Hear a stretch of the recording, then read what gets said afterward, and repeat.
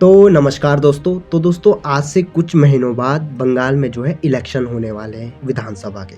क्या दोस्तों इस विधानसभा चुनाव में भारतीय जनता पार्टी जीतेगी?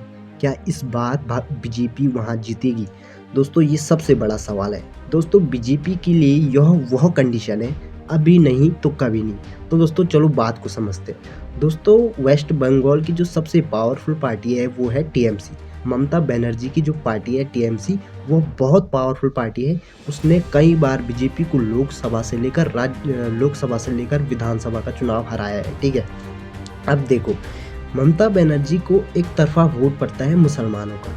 अब वहाँ की जो टोटल विधानसभा सीटें हैं ना, उसमें से 110 से 120 सीटें ऐसी है जहाँ मुस्लिम वोट डिसाइड करते हैं कि किसकी सरकार बनेगी, ठीक है।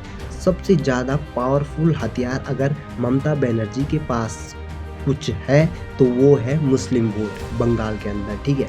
अब देखो हुआ ये कि जो ममता बनर्जी की पार्टी के एक्स एमएलए थे हुमायूं कबीर, उन्हें जो है पार्टी से निलंबित कर दिया जाता है। हुमायूं कबीर अपनी एक नई पार्टी खोलते हैं जिसका नाम था जनता यूनियन पार्टी, कुछ ऐसा नाम है, ठीक है।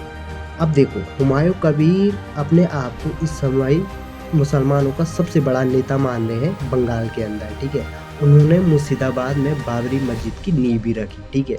अब दोस्तों कहीं ना कहीं जो एक तरफा वोट ममता को पड़ता था, अब वो वोट जो है डिवाइड हो जाएंगे।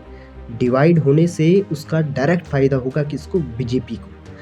इसलिए आपने देखा होगा कि आजकल ममता बनर्जी जो है बंगाल के अंदर मंदिर बना रही है। क्यों? क्योंकि वो खुद जानती है कि इस बार उसे एक तरफा वोट नहीं पड़ने वाले हैं बंगाल के अंदर। कहीं ना कहीं जो वोट है वो डिवाइड होंगे, इसलिए हिंदू वोट को भी लेकर चलना बहुत ज़रूरी है।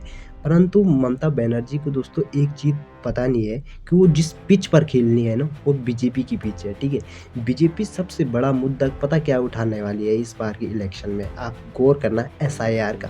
क्योंकि अमित शाह जी का कहना है कि जो सबसे ज़्यादा बांग्लादेशी घुसपैठिए आ रहे हैं वो बंगाल से आ रहे हैं और बंगाल में ही पनाह ले रहे हैं, जो कि देश की इंटरनल सिक्योरिटी के लिए बिल्कुल ठीक नहीं है। और स्टेट गवर्नमेंट यानी कि बंगाल की जो स्टेट गवर्नमेंट है वो फुल सपोर्ट कर रही है उनका वोट के लिए, ठीक है। पहला मुद्दा ये उठाएगी बीजेपी। दूसरा मुद्दा बीजेपी उठाएगी कोयला घोटाला का, ठीक है दोस्तों इस बार अगर थोड़ा सी भी बंगाल के अंदर भगवा लहर चलेगी ना, थोड़ा सी भी भगवा लहर चली तो बीजेपी जीत सकती है।